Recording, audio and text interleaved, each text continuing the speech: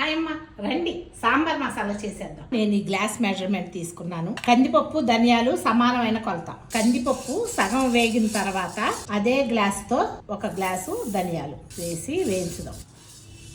సగం గ్లాసు శనగపప్పు, సగం గ్లాసు మినపప్పు కూడా వేసుకోండి.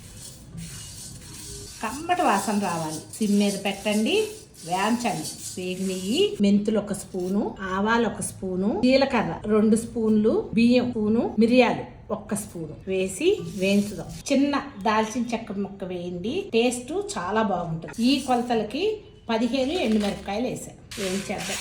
ఇక తీసేద్దామా. వేడి బాండీలోనే కరివేపాకు వేసేయండి. కరివేపాకు బాండీలు వేసాం కదా, చూడండి ఎలా అయిపోయిందో. ఇవన్నీ జార్లో వేసుకుందాం. మెత్తగా గ్రైండ్ చేసి తీసుకుందాం. ఇలా పౌడర్ అయింది.